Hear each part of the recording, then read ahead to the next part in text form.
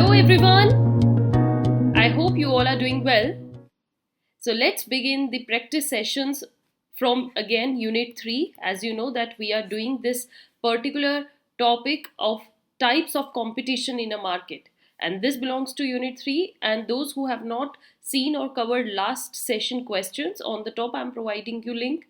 Go and first of all do those questions, and then let's begin further on. So here इस video में आगे बढ़ने से पहले आइए जानते हैं हमारे इस गाइडेंस और मेंटरशिप प्रोग्राम के बारे में। क्या आप भी चाहते हैं कि इंटरव्यू के दौरान बाकी कैंडिडेट्स में से आपका ही सीवी टॉप पर चुना जाए, या आपको सीवी बनाने में किसी ऐसी गाइडेंस की ज़रूरत है जो आपकी सभी परेशानियों को दूर कर सके?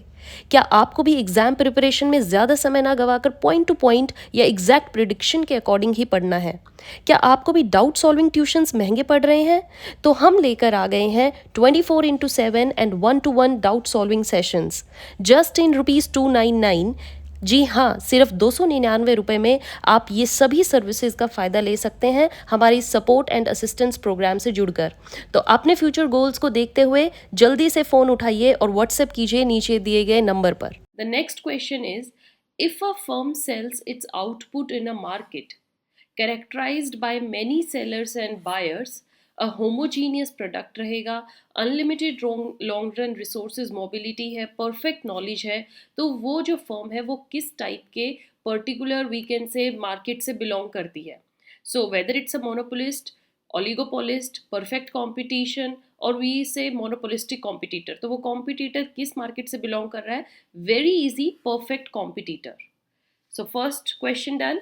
Moving ahead, if a firm sells its output in a market characterized by single seller है, यहाँ पर अब many seller नहीं है, single seller, many buyers, again homogeneous product है, for which there are no close substitutes भी नहीं है, long run resource mobility है, तो यहाँ पर वो किस तरीके का competitor है? Monopolistic, monopolist, oligopolist, perfect competitor, monopolistic competitor. So here the correct answer A is the correct answer, even if it's given to you.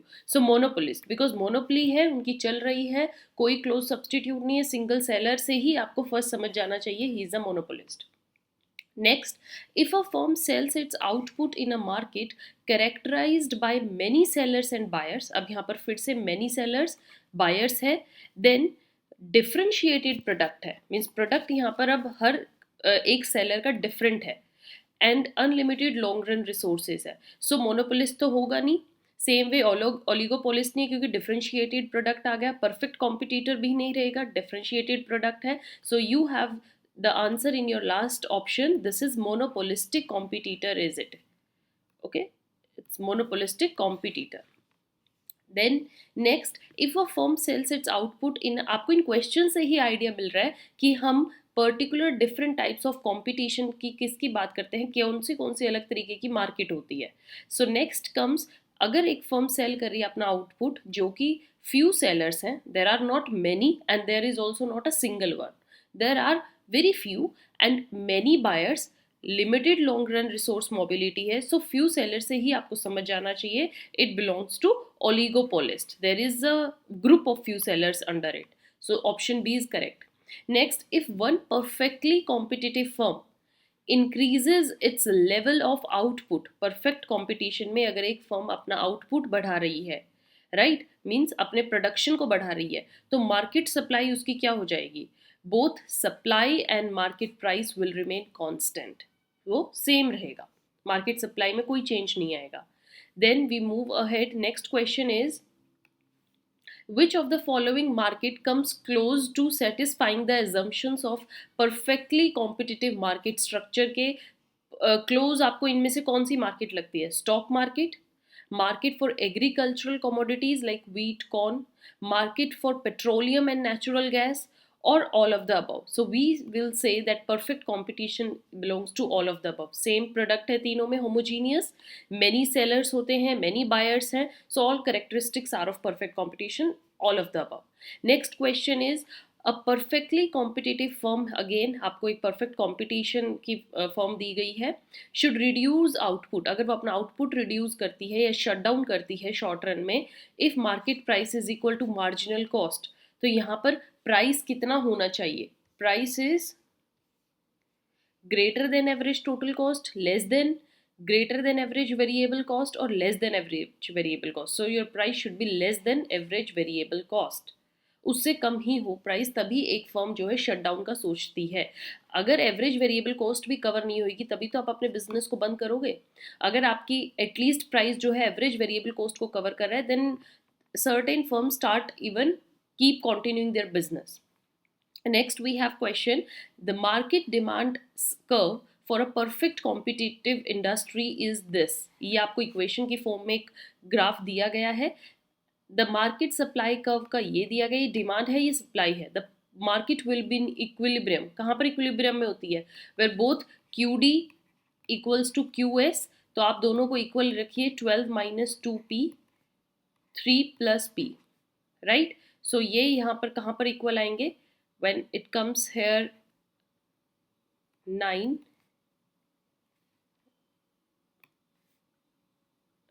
this, yes, 9, and this is 3p. So it's 3 is equals to p. p आपका 3 होना चाहिए. So it's this and q is equals to 6. Equation को solve करेंगे तो आपका option D यहाँ पर answer होगा. Next question, which of the following is a barrier to entry that typically results in a monopoly.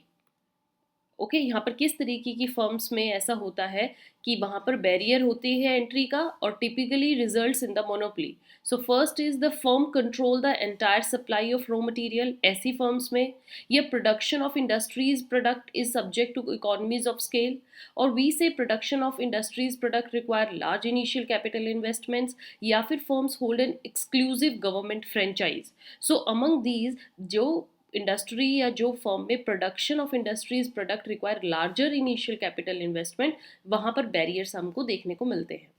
Next question, in the short run a monopolist will shut down. Monopolist कब अपनी business को shut करता है, if its production producing a level of output where marginal revenue उसका short run marginal cost के equal है और price किसके इक्वल होना चाहिए, तभी वो बंद करता है. Less than average variable cost. Same average variable cost तो एटलीस्ट कवर होनी चाहिए. Next, a natural monopoly refers to a monopoly that is defended from the direct competition by. Natural monopoly किस केस में आती है, अगर वहाँ की economies of scale over a broad range of output is there. Okay, economies of scale ही उसे बचा रही हैं, तो वो एक नेचुरल मोनोपोली हो जाती है. Next, when a perfectly competitive industry is in long run equilibrium को एंजॉय कर रही है, तो उस इंडस्ट्री की जितनी भी फर्म्स होती हैं वो क्या होती हैं, earn zero economic profits, yes. Produce a level of output where short run marginal cost is equal to short run average total cost, true. Produce a level of output where long run marginal cost is equal to long run average cost, true. All of the above. So all the statements are above, और यही एक long run equilibrium में perfect competition की characteristics हैं. Moving ahead, the short run supply curve. Short run supply curve of a perfect competition firm. Supply curve को अगर हम देखें तो वो क्या होता है, it is equal to that portion of short run marginal cost curve जो कि एवरेज वेरिएबल कॉस्ट से थोड़ा सा अबव होता है. So option A is correct, rest हमें रीड करने की जरूरत नहीं है. Then the long run supply curve of a perfect competition में, लॉन्ग रन सप्लाई कर्व, ये अभी जस्ट हमने जो क्वेश्चन पढ़ा, this is in the short run. Long run में इसकी क्या करेक्टरिस्टिक्स है, is equal to that portion of long run marginal cost curve जो कि short run average total cost curve से above होता है. Means average total cost curve से तो दोनों above होंगे ही होंगे, right? Then next is a depreciation of the US dollar जो है वो घट रहा है relative to foreign currencies.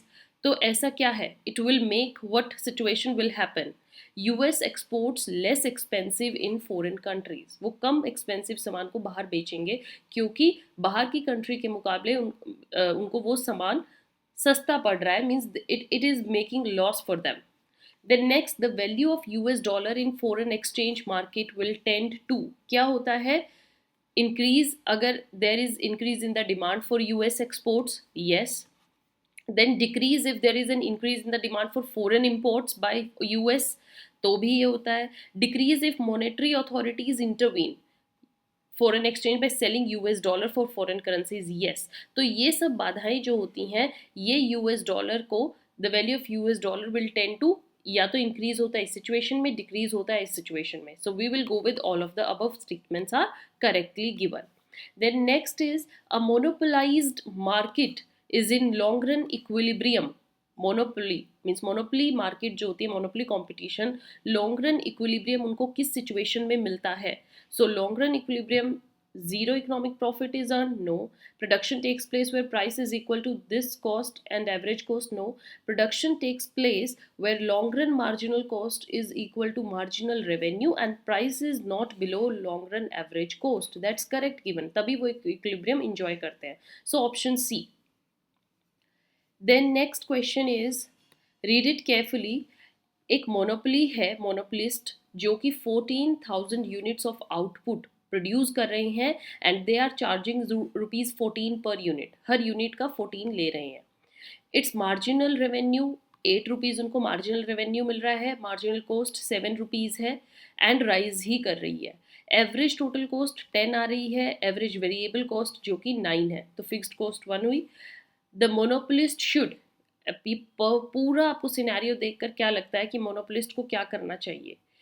देखा जाए तो आउटपुट के 14 प्राइस वो चार्ज कर रहे हैं, so they should increase their output. इससे क्या होगा? Increase the firm's positive economic profit आएगा. अभी भी इस सिचुएशन में हमें प्रॉफिट दिख रहा है क्योंकि कॉस्ट से अबव ही आप प्राइस चार्ज कर रहे हो. सो बेटर है कि और प्रोडक्शन करनी चाहिए. Option A. Next question is, which of the following types of firms are likely to be monopolistic competitors? Monopolistic, not monopoly. So local telephone companies, क्योंकि वो थोड़े changes कर देते हैं. Then automobile manufacturer, restaurants और all of the above. So we will go with here option C, restaurant. Restaurants में क्या होता है कि they charge differentiated product आ जाता है हर एक restaurant का. Option C. Which of the following is a differentiated product? इनमें से कौन सा एक प्रोडक्ट दूसरे से डिफर कर सकते हैं हम? Hamburger, yes. शर्ट्स डिफरेंट हो सकती हैं. ऑटोमोबाइल्स डिफरेंट हो सकते हैं. All of the above is your answer. Option D is correct. Next question, which of the following is the characteristics of monopolistic competition? Monopolistic, so monopolistic कहीं अगर हम इनमें से देखें, सारी रीड करते हैं. So what is best given? Few seller होते हैं, नो. फ्यू सेलर्स होते हैं ओलिगोपोली में. Differentiated product, yes. Easy entry into and exit from the industry, it's true. So B and C is here correct. अभी इस question में हमें ऐसा ऑप्शन नहीं दे रखी है जहाँ पर 2 है, so we will just put a question mark here.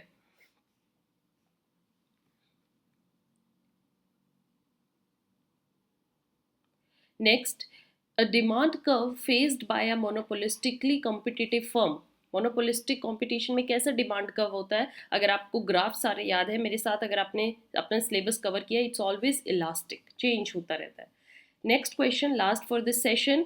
If an imperfect competitive firm is producing a level of output where marginal cost जो है उनकी मार्जिनल रेवेन्यू के ही इक्वल है. मार्जिनल रेवेन्यू जो आ रहा है वो एवरेज कॉस्ट से कम है, मतलब लॉस में जा रहे हैं. Price is equal to average total cost. तो यहाँ पर फर्म को क्या करना चाहिए? Shut down, should increase output or none of the above. So basically among this is they should shut down their business. Option A के साथ we should go because अभी तक उनको अपना cost भी cover नहीं कर पा रहे हैं. So option A is correct. So with this I end up this session. I hope you are doing your questions along with me. You are practicing each and every question. Still if you have any doubt you can reach us, contact us. Till then have a nice day. Thank you.